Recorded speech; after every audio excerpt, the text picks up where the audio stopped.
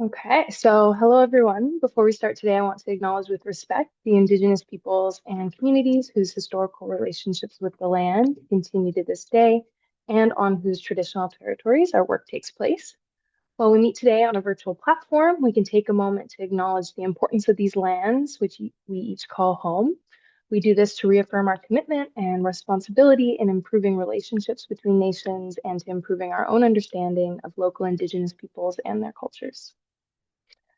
So my name is Autumn Sipis. I am the project manager for the Canadian Coalition for Green Healthcare, and on behalf of the Coalition and Teach Health Ontario, I would like to welcome you to today's Cut the Carbon Beyond the OR session, Plant-Rich Eating for Sustainability, Practical Approaches in Outpatient Care. So throughout the event, please use the chat function for any technical issues you may be experiencing, and please feel free to introduce yourself. We'd love to see who's joining us today. And then if you can, use the Q&A function for any questions you have regarding the presentation, and our panelists will be answering questions at the end of the event today. We are also recording this presentation, and the recording will be sent to all registrants. It'll be available on our YouTube channel, so you can expect a link being sent to you afterwards. So presenting today, we have Dr. Zara Kassam and Lisa Zavera. Dr. Kassam is a radiation oncologist at the I don't know if I can pronounce that, Stronach? Stronach, correct. I should have asked Stronach Regional Cancer Center and assistant professor in the Department of Radiation Oncology at the University of Toronto. In 2019, she co-founded Plant-Based Canada, a nonprofit dedicated to educating the public and health professionals on the benefits of plant-based whole food nutrition for health sustainability and planetary well-being. She is also the co-author of Eating Plant-Based: Scientific Answers to Your Nutrition Questions, 2022, written with her sister and co-editor of the academic textbook Plant-Based Nutrition in Clinical Practice. And Lisa is a first-year PhD student at McMaster University's Faculty of Health Sciences, and she is a project and research coordinator for the Green Initiative at the Hamilton Family Health Team. Lisa completed her Master's of Science in the Department of Earth Science at the University of Toronto and her Bachelor's in the Arts and Science program at McMaster University. Lisa is very passionate about sustainability and knowledge translation and is currently studying food prescription program implementation into primary care in Canada through her PhD. All right, take it away, Lisa. Thank you so much, Autumn. Welcome, everyone. During today's webinar, we have 4 key objectives that we'd like to cover/discuss with you. First, we aim to highlight the benefits of plant-based diets for individual health, review its impact on the environment, review key factors influencing food choice and highlight food as medicine approaches, and also give you some tips to incorporate plant foods into your own diet, into the diet of your patients, and provide you with some actual tools that you can take away from this webinar. We hope to make the session interactive, and so we've included a couple of Mentimeter questions throughout the different sections of the presentation. So I encourage you to, if you have a device nearby, log into Mentimeter and you'll get a code, excuse me, shortly. So we want to start this webinar off by asking you the question of how confident do you feel discussing plant-rich or plant-based eating with your patients. So I'm going to give you guys 1 minute to log in and let me know what you think. Okay, we have 1 logged in.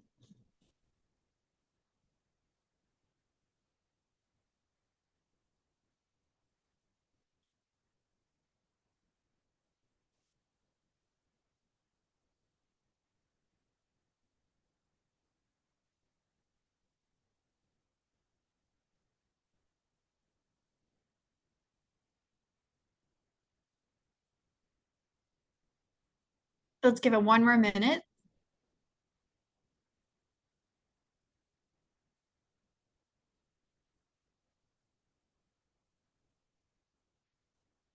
Awesome. Okay, so we have some experts in the room and some who are new to the space, which is exciting.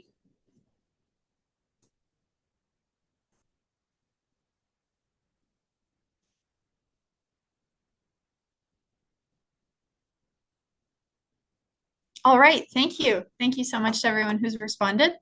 Let's move on. Zara, the floor is yours. Thank you so much. It's so nice to be here and share this time with you all. It's great to see that we've got some people who are experts in this as well. So please feel free to use the chat function and please share your insights and resources as well with us so we can all learn. So why does food matter?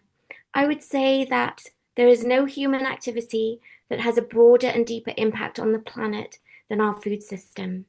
In fact, food is a central driver of our interconnected crises, our rising chronic disease crises, our unsustainable health system, our ecological and climate breakdown. The Eat Lancet Commission states that food is the single strongest lever to optimize human health and environmental sustainability, and yet it is left out of most climate discussions. Chronic diseases are crippling our communities and our health systems. We know that 75% of all death is due to non-communicable disease, with our top causes being cardiovascular diseases, cancers, respiratory diseases, and diabetes. And these four alone account for 80% of all premature deaths from non-communicable disease. In Canada, 73% of individuals aged 65 and above have at least one of 10 common chronic conditions. Next slide, please. When we look at the risk factors for death and disability globally, we see that it's actually suboptimal diet that is responsible for more deaths and disability than any other risks globally, including tobacco.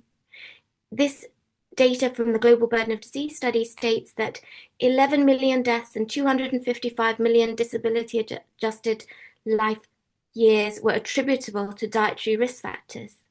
And cardiovascular disease and cancer were the leading cause of diet-related deaths, and these are our top two causes of death in Canada. Improving diet could potentially prevent 1 in 5 deaths globally. And when they looked, excuse me, at the top dietary risk factors, they found that it was too high an intake of sodium, which I think is a reflection of our processed food intake, and too low intake of whole grains, fruits, nuts and seeds, and vegetables. So the foods that protect us actually are the foods we eat less of. Next slide, please. In Canada, we're really not doing very well. Only 23% of Canadians are meeting their 5 fruit and vegetable target per day. And if we look at this graph from the from the Global Nutrition Report, specific to Canada, we see that we're doing very badly as well as Canadians. On the y-axis, you'll see the different food groups, and where we should be on the graph, we should be in the grey sections. So for fruits, vegetables, legumes, nuts, and whole grains, we are actually under the recommended intake. So again, these are the foods that we've just discussed as being attributable to increasing cause of death. And when it comes to meat, we see that if we look at dairy and red meat, we're actually eating double the recommended intake. And we know as Canadians, our carbon footprint is one of the highest in the world. And if we ate in the way that Canadians do, if the whole world ate the way that Canadians do, we would need 7 planets to support us. Next slide. So before we carry on, we wanted to discuss the actual definition of a plant-based diet because there is no actual formal definition. And when you say plant-based diets, it means different things to different people. To many people, if you said a plant-based diet, they would think that you're talking about 100% plant-based. But when you look at the literature, what it really means is that it's a diet that is centered around whole plant foods, including fruits and vegetables, whole grains, beans and other legumes, nuts and seeds, herbs and spices. But it doesn't necessarily mean 100%. It talks, if you look at the literature, you're really looking at about 85% of the diet being from plant foods and less than 15% from animal foods. And this can reflect a variety of dietary patterns. It can be vegan, vegetarian, it can be Mediterranean, flexitarian, reducitarian, and it therefore makes it very culturally adaptable as well. Next slide, please. The benefits of a plant-based diet are many. Plant-based diets tend to be lower in calorie density, yet high in nutrients, and so it supports a healthy body weight. And this is important. In Canada, 60% of Canadians are either overweight or obese, and we know that this is a risk factor for multiple chronic diseases. Plant-based diets are low in saturated fat, so it improves your blood lipids, another risk factor for chronic disease. It's high in fiber. It helps satiety, gut health, and the microbiome, and improves insulin sensitivity. Plant-based diets are high in antioxidants and phytonutrients and lower inflammation in the body. It's also low in sugar, and the major dietetic organizations state that it is nutritionally adequate and can support health across all ages and stages of life. Next slide.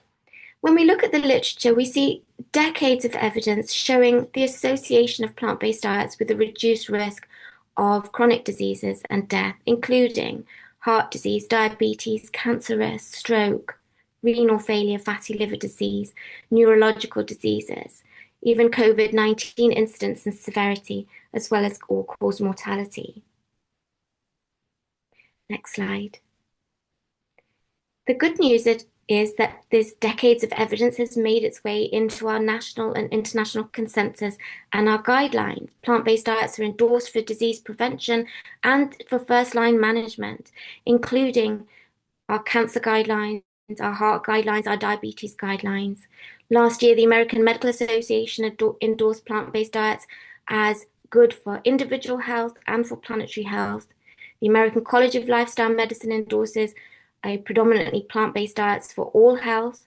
The World Health Organization also, and the Eat Lancet Commission report is a planetary health diet, which is a plant-based diet, and we'll talk more to that later. Next slide, please. Our Canada Food Guide is really excellent, and many of our audience already know that the update in 2019 was unique in that it did not allow any lobbying to influence the actual final report. And so we have a very evidence-based plate, and we can see that this is a plant-based plate. Half the plate is fruits and vegetables, a quarter is whole grains, a quarter is protein, but they state to eat plant protein more often and every day, making this plate, in my calculation, about 87.5% of the plate from plant foods. We note that dairy is eliminated as an essential food group, and water is there for thirst. Now, this document, as we know, is meant to be the go-to document for all health institutions, for health charities and professional associations to promote for the health of Canadians. And unfortunately, this is not happening on the ground. Next slide, please. I think many of us are seeing more people coming into clinic following a 100% plant-based diet, either for animal justice reasons or increasingly for environmental reasons. And it's encouraging to know that the major dietetic organizations do support fully plant-based diets. And this is the statement updated this year from the largest Association for Nutrition, the Academy of Nutrition and Dietetics, and their position statement on vegan and vegetarian diet states that it is their position that appropriately planned vegetarian and vegan dietary patterns can be nutritionally adequate and offer long-term health benefits. Next slide, please.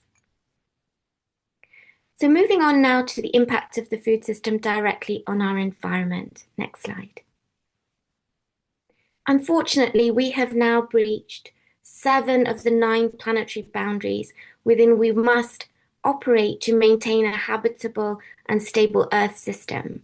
So these are listed here, these 7 that we've breached, including climate change and biosphere integrity, which reflects biodiversity. These 2 are actually core boundaries, meaning that they alone by themselves can tip the Earth systems to an unstable system.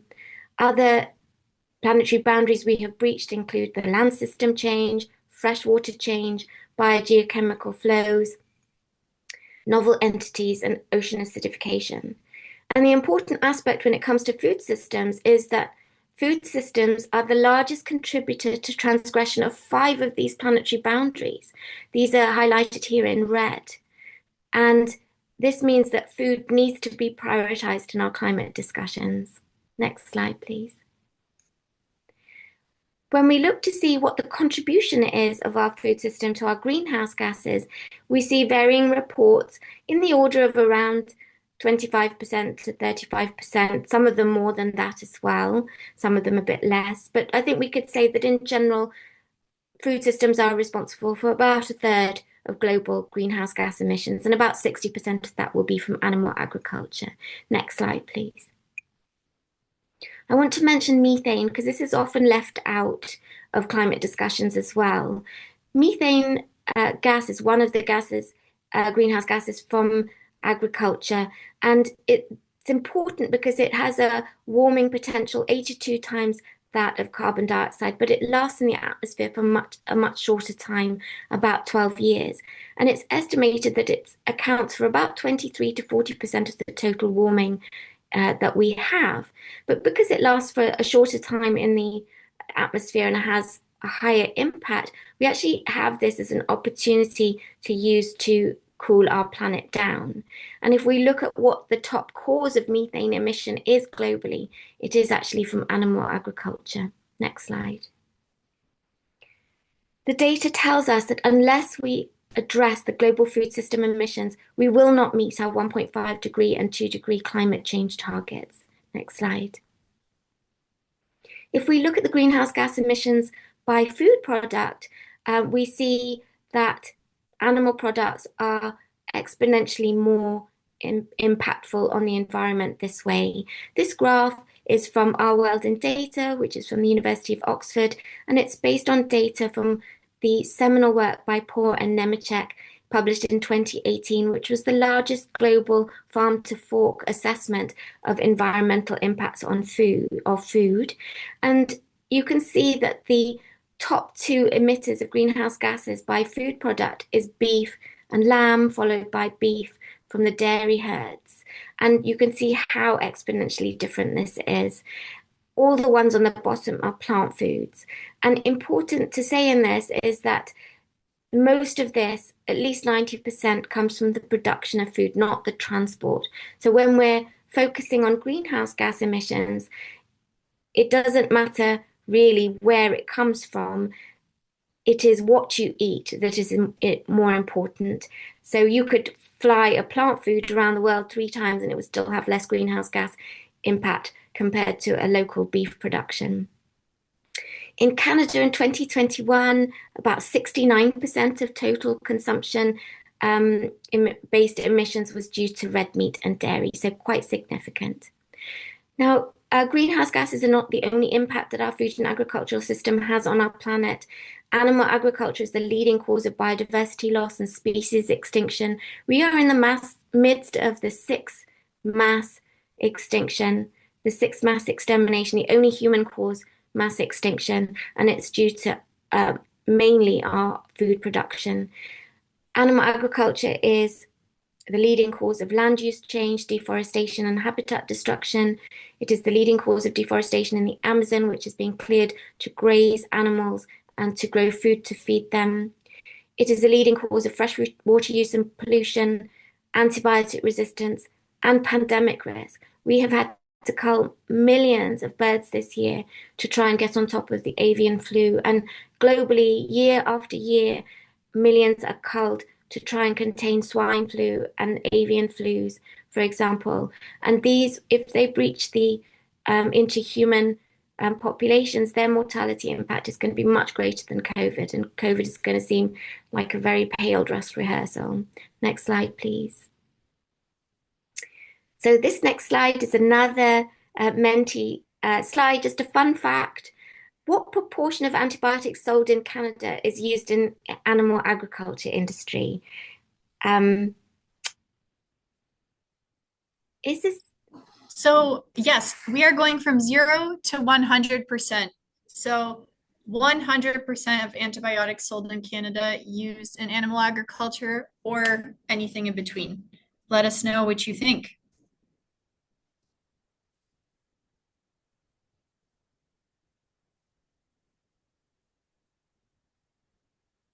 Okay, so many respondents looking at the 50% range.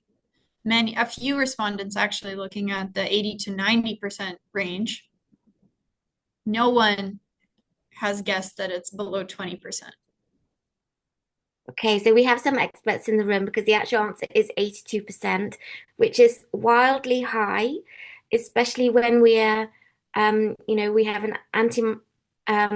antimicrobial resistant, we have an antibiotic resistance crisis, and which has actually been declared by the World Health Organization as the top 10 threat to humanity. And we use 3 times as much antibiotics in the animal agriculture industry than Europe does. And it always makes me laugh when people say, oh, family doctors are using too many antibiotics to treat viral infections, when we're using 82% of medically relevant antibiotics in our animal agriculture system. Thank you. Next slide. So, what is the optimal diet for individual health and the planet? I hope that you know by what we've said already that it is one and the same. Next slide, please. We have wonderful data from the Eat Lancet Commission on food, planet, and health. And this is, in my opinion, the most important publication on food systems that we have. This originally came out in 2019 and has been updated just in October this year. And the remit of this commission was how to feed a population of 10 billion people, projected population in 2050, in a healthy way, but keep within our planetary boundaries. And not surprisingly, it's a plant-based plate, and they state that meat products are optional, but if you choose to eat animal products, it should be no more than about 12 or so % of your calories, and this translates into a portion of red meat per week, which is about 100 grams, 2 portions of poultry, a week, 2 portions of fish a week, 2 eggs a week, and you're allowed a portion of dairy every day. And if we ate like this, it's estimated that we would save 15 million premature deaths per year. Next slide, please. Since 2019, there have been a number of publications looking at eating according to the planetary health diet, and these studies have shown that the more adherent we are to a planetary health diet, the better our reduction in risks from harms, including from all-cause mortality, from mortality from cardiovascular disease, cancer, respiratory disease, and neurodegenerative disease, as well as type 2 diabetes incidence and obesity. And another study just come out, which I haven't updated this table on, shows that those who are most adherent to the planetary health diet had the most nutritional adequacy.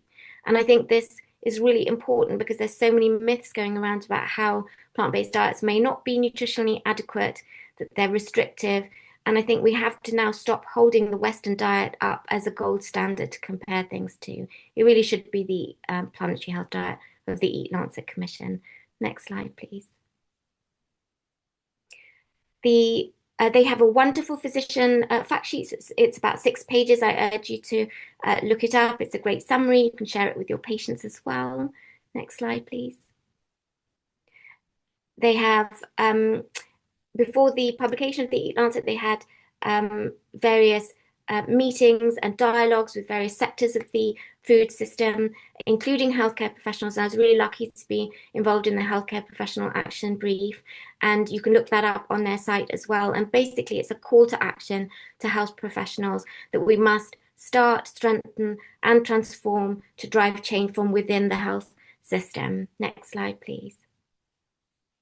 And the calls to action include promote the role of healthy, sustainable, and just diets in preventing and treating medical conditions, recognize dietitians and nutritionists as essential members of the multidisciplinary teams needed to drive dietary shifts, embed healthy, sustainable, and equitable nutrition in healthcare professionals' training, education, and practice, and research, and reorient the healthcare system towards prevention and routine nutrition care. The great thing about the updated Eat Lancet report is that it puts justice at its center, from fair wages to healthy food access. And this is a great segue into passing this on to Lisa, whose work is all about this. Thank you, Lisa. Thank you so much, Zara. So in this section of the presentation, I want to discuss with you the different factors that can impact what a person eats, certain factors that are in the person's control and certain factors that are not. This recent publication really outlines the various complexities that an individual can face when choosing what to eat.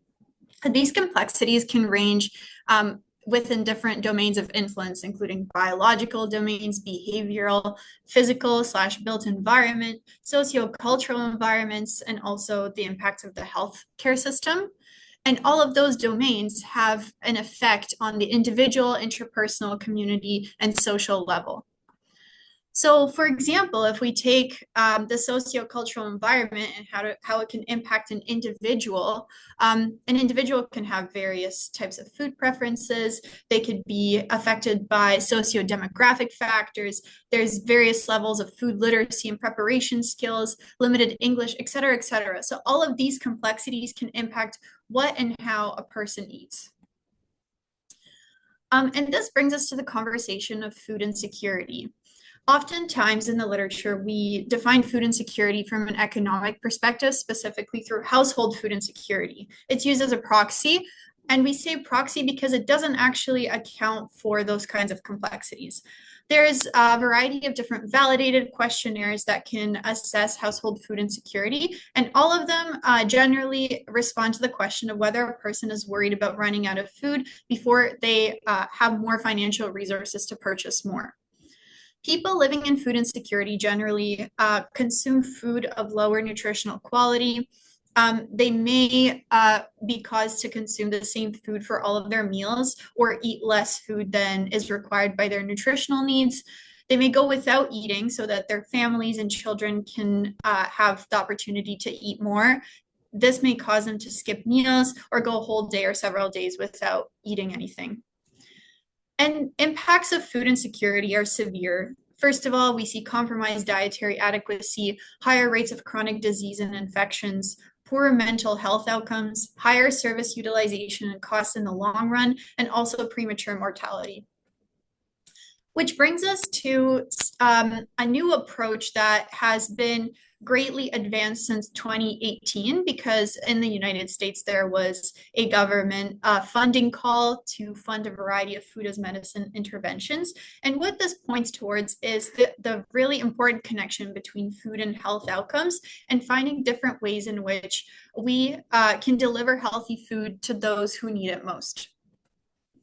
Food as medicine can range from prevention to treatment with various robust programs that can be implemented into clinical flow or hospital environments. So if we look at the top of the pyramid, we see medically tailored meals, which is the most controlled type of program where we control everything that a person consumes, the time they consume, the amount of food they consume, and then we link it to health outcomes. And these are often evaluated or presented through randomized controlled trials.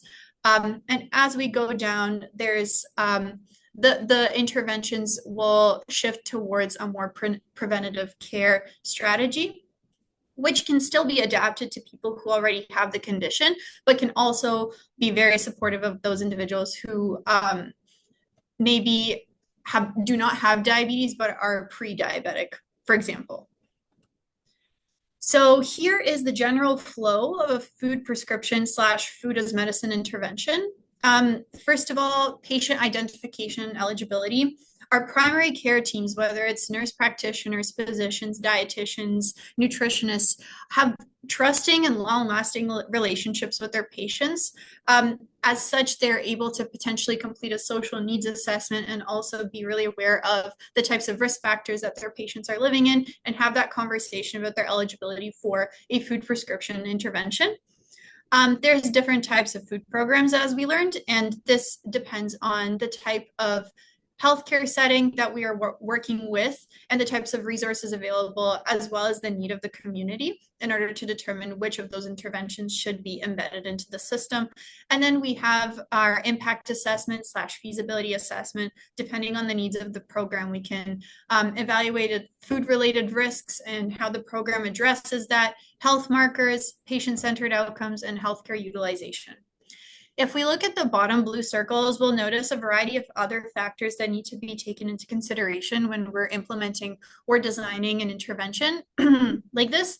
So partnering with community-based organizations, because each community generally will have resources or other social prescribing programs available to support individuals and their needs.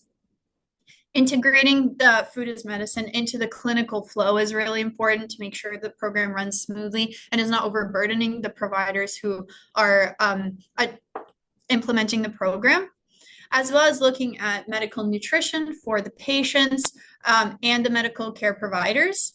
Looking at other opportunities for funding. This diagram is from the US, so we see the Medicare and Medicaid listed here, as well as having a rigorous approach to evaluating the program and taking down the metrics to show the impact.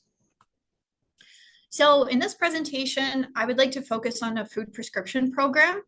This is the type of program that I hope to pilot in the city of Hamilton.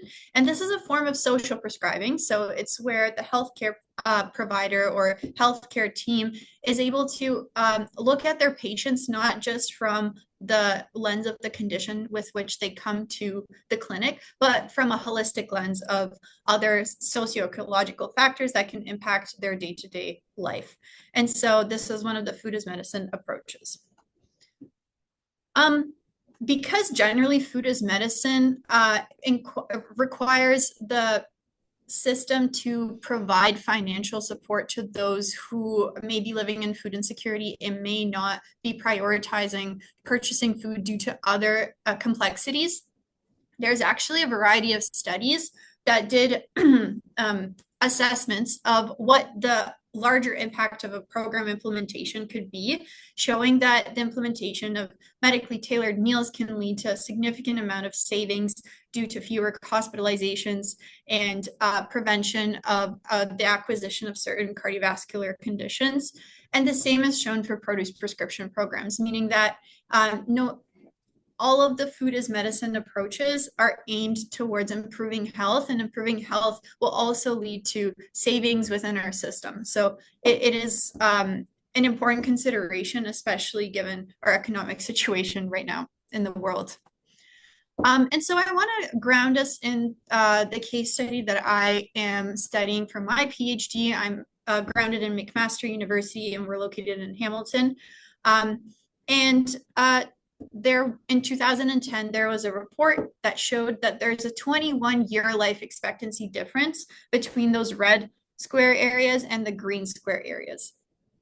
So there is a variety of complexities that goes into this 21-year life expectancy, but generally the individuals who live in the red zone are more prone to being food insecure, to there's higher rates of diabetes, lower limb amputations, et cetera, et cetera. And so we as healthcare teams need to understand those complexities so that the care that we provide and the programs that we develop for the community can address the concerns that are currently found there.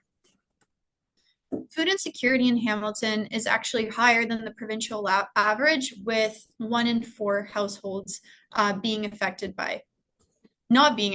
So 1 in 4 Hamilton households being affected by food insecurity. And one of the raising concerns within our community is also the raise in prices of healthy food. And so with each year, we see a significant increase in prices, which can have a really big impact on especially the families who are dealing with certain cardiovascular conditions or other health conditions, and also living in food insecurity. So this is really a challenge for families.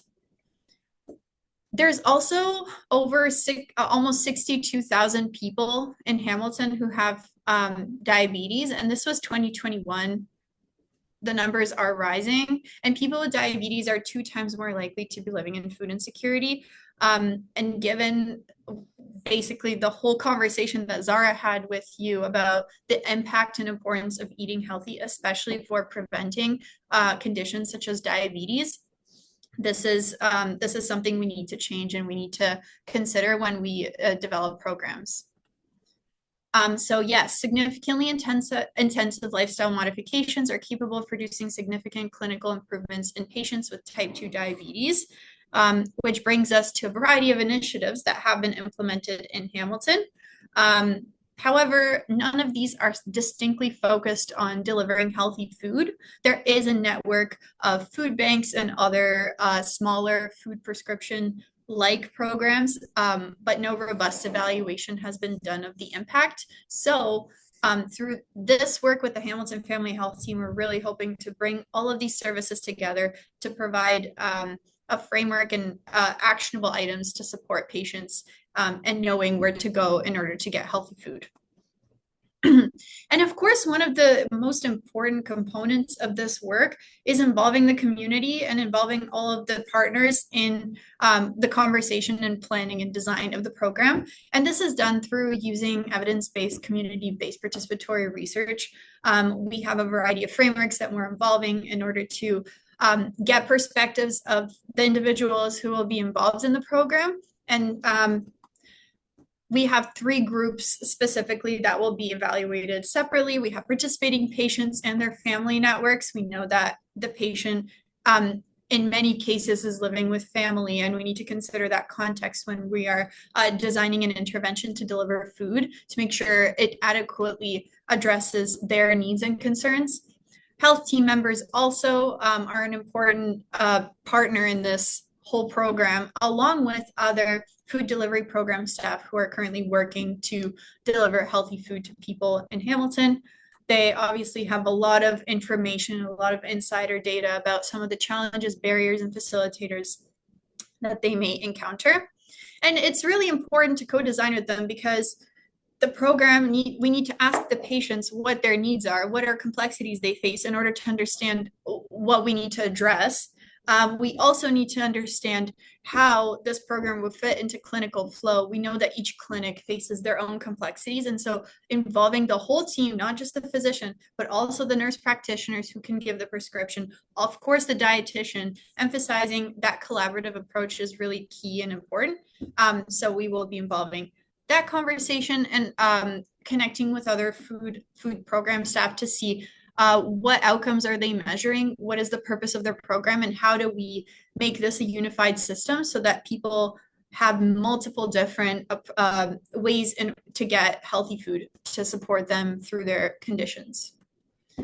And so the first study of my PhD is actually a qualitative systematic metasynthesis review where we're looking at the recent published literature and identifying some preliminary barriers and facilitators to implementing these kinds of programs. And just to ground us a bit more, an example of a barrier faced by a caregiver is that they ask for assistance with food preparation.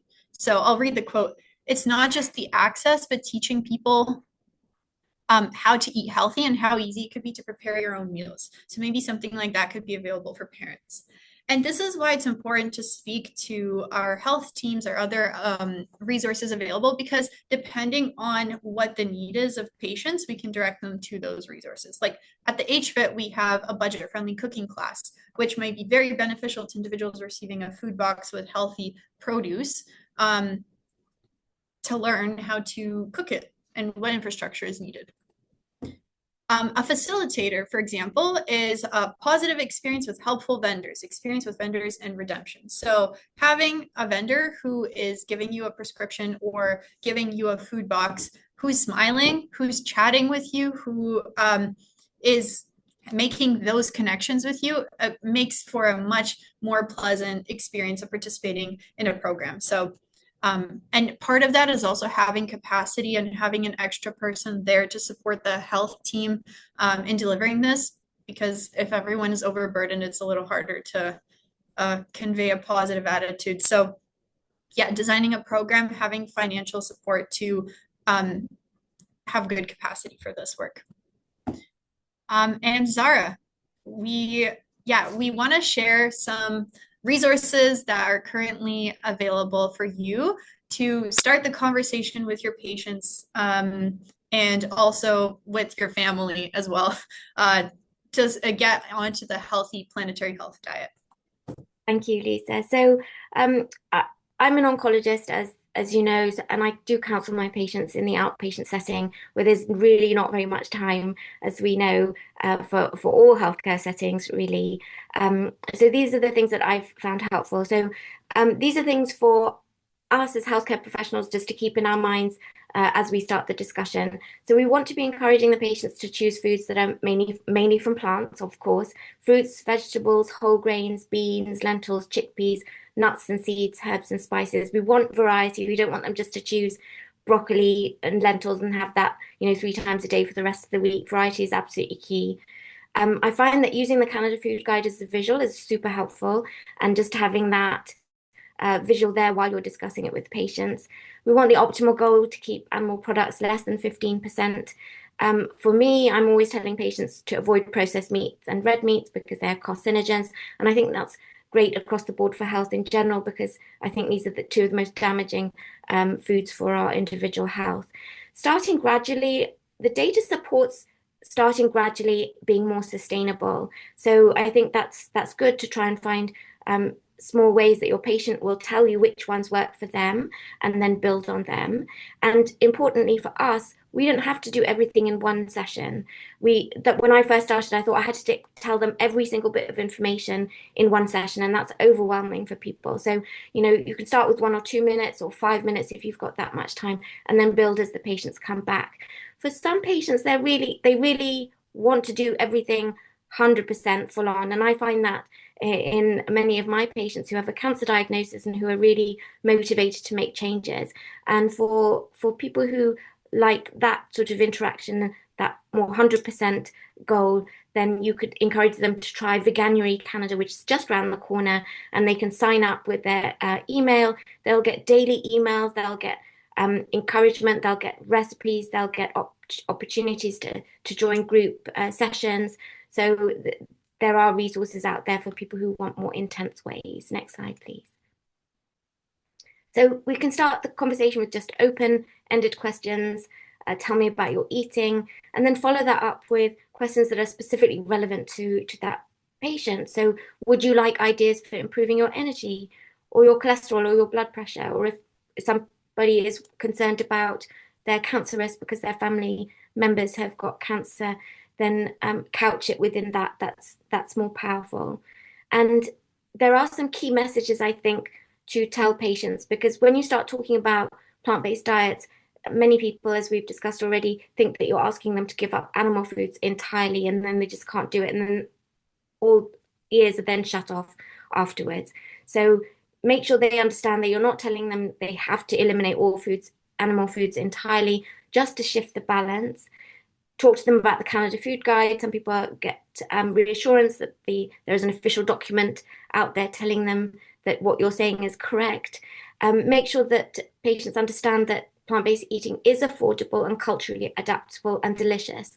So if your patient says, "Oh, I hate salad, it's disgusting and boring," don't agree with them. Say, "No, it's absolutely, actually completely the opposite, and we find way more foods to make our food life very delicious." And it's important to tell patients that even small changes can improve their health and reduce environmental impact. Many people can't do big changes, but we do have data that even 3% change or swap from animal protein to plant protein can impact your mortality. So that's really important to say. And if you as a healthcare professional are eating a plant-rich diet, do share that with your patients. They do like to hear that, and I think are more likely to do it if you're doing it as well. Next slide.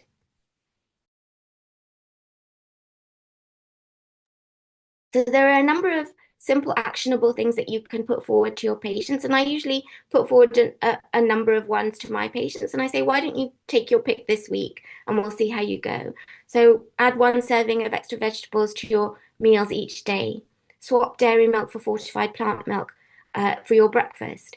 Choose beans, lentils, or plant-based meat alternatives instead of meat once or twice a week to start, and then increase. Start with swapping red meat and processed meat is the most impactful. And don't be afraid of plant-based meat alternatives. They've got a bad rap recently because of a very targeted campaign by vested interests. But we have data, there's a fantastic summary review, systematic review last year from the University of BC, led by Dr. Matthew Nagra, which showed that plant-based meat alternatives instead of animal products actually helped reduce lipid profile. It reduced body weight as well. So it's actually better for your health as well as the environment. Try plant-based breakfast, including overnight oats or tofu scramble. Experiment with new whole grains. We're really not very good with variety in general. Keep nuts and fruits handy for easy snacks. Add herbs and spices to everything. If patients tell you, I really can't do anything, just ask them to put some dried spices and herbs on all their meals. And if they can, if they feel up to it, try a smoothie in the morning, have some green leafy vegetable, mix it with some fruits of their choice and some ground flax, chia, or hemp. Next slide, please.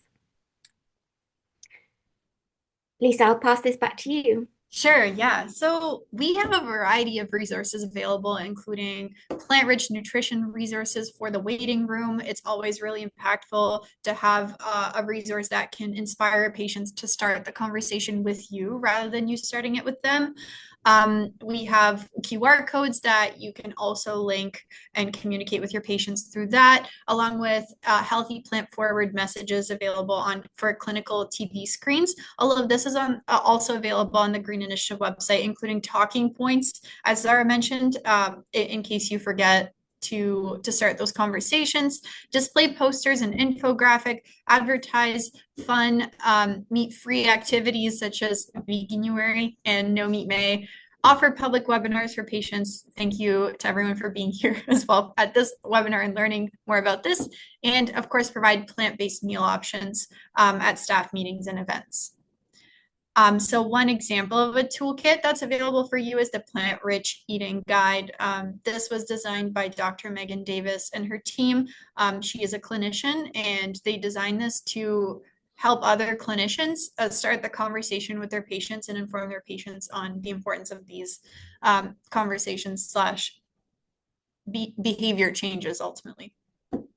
We also have this amazing plant-based on a budget guide to support anyone transitioning towards plant-based foods who's on a budget. So this is a great resource to provide to your patients with recipes and tips on how to do this in a pleasant way. We also have the plant-based starter guide, and all of these QR codes can be provided at the end of the presentation as well. And then I'll pass it back to Zara.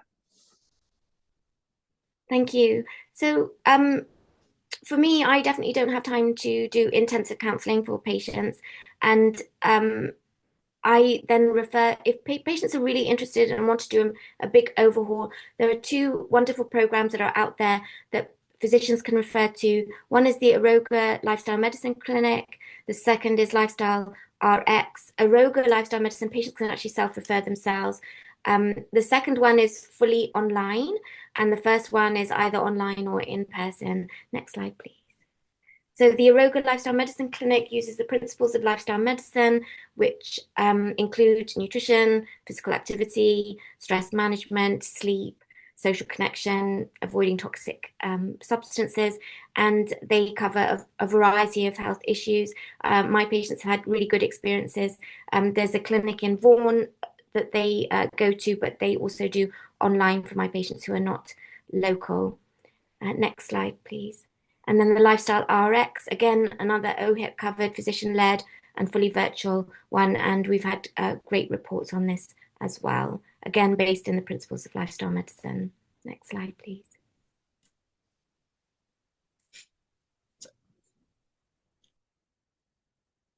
So we hope that you will use the Menti option now to put in what are the common barriers you encounter in promoting plant-rich eating. And this is our conversation starters. So please add in your perspective and we can discuss this further. And also please use the chat in case you have any questions. This is actually a spot for me to check in with Miles. Miles, how's the chat looking? Any questions? I think you must have explained it really well. Okay, But there is one. Thank you to both presenters. It would be interesting to consider the food chain system and the economic impact on agriculture and farmers when reducing the amount of animal protein. Any thoughts or evidence regarding this? That's a great question, and it's a fundamental question. If we're going to shift our food system, we have to engage the farmers and we have to support them, and we may have to subsidize them. And there is, so in the Eat Lancet Commission update, one of the food sectors obviously were the farmers, and so they did have dialogues with the farmers initially. I think we're still waiting for that report to come through. There are organizations that are looking to help uh, farmers transition, and unfortunately, I can't remember that at this minute, which organizations there are. The other suggestion is that in addition to helping farmers transition from animal production to more plant-based production, is also to enlist them as stewards of the land. So not necessarily switching everything to plant production, but to allow rewilding of the lands as well, and paying them instead of being farmers, but to be stewards of the land. So there's different ways. And I think we have a comment from Rihanna. Transformation is one of the programs helping farmers transition. Thank you so much, Rihanna. Transformation, for putting that in the chat. Thank you. Awesome. Okay, so is there more questions, Miles? Sorry, I would just wanted to ask in follow-up the term rewilding. What is the name of that British farmer who's done the TED Talk on rewilding her farm starting back in the 2000? And if someone knows, I just saw this the other day. I just can't remember the name of the person, but just a fascinating TED Talk. We'll see if someone's heard of that one. Put it in the chat, and I'll dig it up if they haven't. And let's see. I've got a couple other things here in the chat here. Let's see. Yeah. So, as people may have heard, I think this is transformation, not transformation. Is that right? Transformation. Yeah. And that's it. So if you want to get into the Mentimeter stuff, Lisa, go ahead. Sure. Okay, so let's go through some of these comments from you. Thank you again to everyone who's participating and just for being here. So people are hesitant to try new things, not familiar with how to prepare food. It's not as convenient.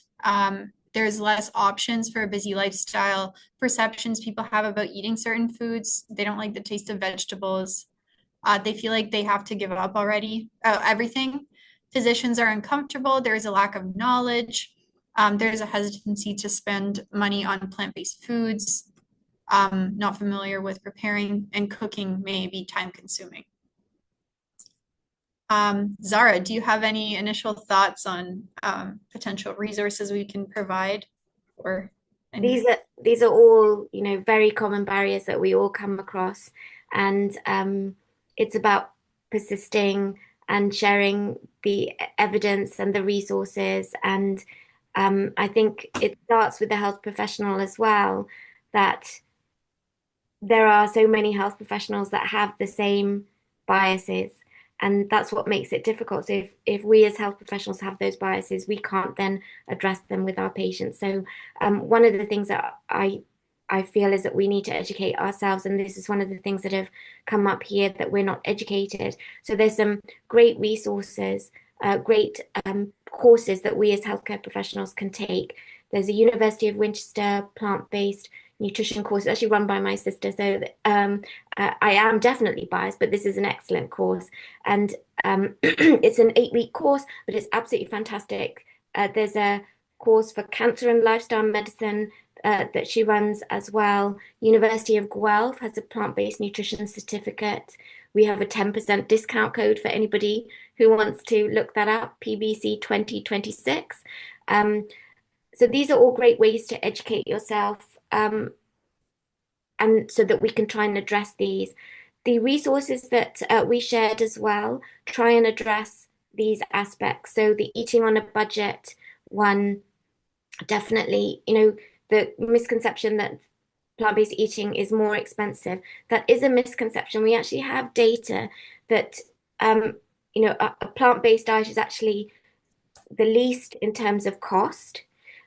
We have that data from UK, we have that data from the US that showed that people in a randomized control study that were eating in the plant-based arm saved $500 per year. We have data from a Taiwanese study that show that vegetarians and vegans actually reduce their medical costs, because it's not only about what we buy in our grocery bill, it's about then having better health. And Lisa, you showed that really well economically in your earlier slides, how much it saves financially, but it saves our personal pocket, because if we have less common chronic diseases, we have less out-of-pocket costs in terms of our drugs. For example, in cancer care, 20% of all costs of cancer care are paid for by the patient and their caregivers. So you do actually save money in different ways by eating more sustainably and healthily. So other ones are, you know, people don't like change. People think it's too much for them. I think addressing it in small ways is really important. Those small changes that we can make to then empower patients to make bigger changes. I noted in the chat that somebody said having, you know, group visits where people can come together and a staff member can have a group session. That is so powerful. You know, when you can be with other people, and that's what we've done in our cancer center. Actually, we've made this into a group visit, which is going really, really well. We've analyzed the first 70 patients, and it's so well received. They love being in the group. They love receiving this information. So that's great. Doing it with other people is really great. Thank you. Awesome. Thank you, Zara. We wanted to learn about the general sentiment of whether you guys learned anything new from the session, if you feel like your understanding and connection between plant-based nutrition, individual health has increased. So thank you so much for those who responded. Just one more quick Menti. How confident do you feel in counseling your patients to increase plant foods?